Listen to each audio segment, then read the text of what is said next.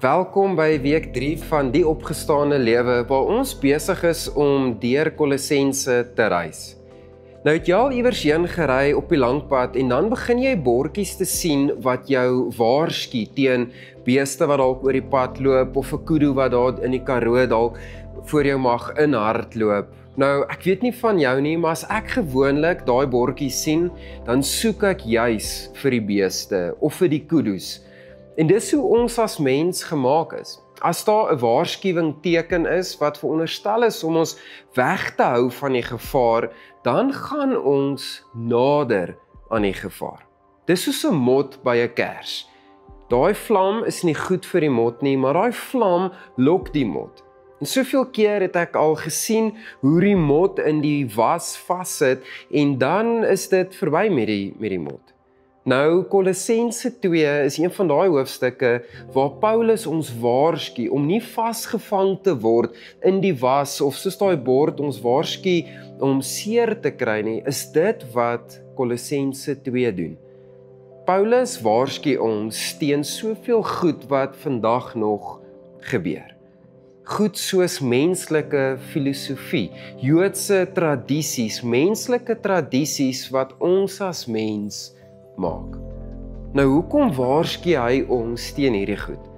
Hy waarsku ons juis teen hierdie goed, want dit is die goed wat baie van ons as mens dink bring ons nader aan die Here, wat ons eintlik soveel verder wegvat van die Here af. Dit verhoed ons om in 'n nabye verhouding met die Here te staan. Nou ek wil dit net duidelik maak dat hier sê ons nie dat ons nie diep gesprekke mag hê nie, dat ons nie filosofiese gesprekke kan hê nie, maar ons moet versigtig wees dat ons nie so vasgevang word in dit, dat ons mis wat Jesus, God, die opgestane Jesus, vir ons wil gee nie. Nou ek wil stil staan by 'n teksvers wat verduidelik hoekom ons nie vasgevang moet word in dit nie. En is van vers 6 af. Nou dat julle Christus Jesus as julle Here aangeneem het, moet julle lewe soos mense wat aan hom verbonde is. Bly in Christus geanker en bou op hom, staan vastig in die geloof soos julle geleer is, en loop oor van dankbaarheid. Wees op julle hoede en laat niemand julle op 'n sleeptou neem met 'n leë misleidende filosofie wat wel rekening hou met menslike tradisie en met wêreldse magte, maar nie met Christus nie. Die volheid van God is mos liggaamlik in Christus teenwoordig, en omdat julle een is met Christus, deel julle in sy volheid. Hy wat die hoof is van elke heerskappy en gesag. Omdat julle een is met Christus, is julle ook besny, nie met besnydenis deur mense nie, maar met die besnydenis van Christus. Hierdie besnydenis bestaan uit die wegneem van julle sondige geaardheid. Toe julle gedoop is julle saam met Christus begrawe. Omdat julle een is met hom, is julle ook saam met hom opgewek.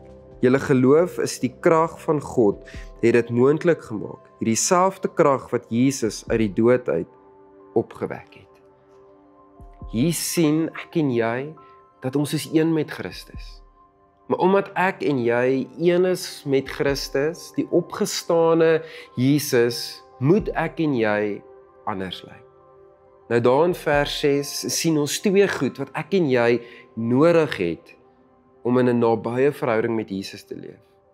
Die eerste een is, die belangrikste een is, ek en jy moet geanker wees in Jesus.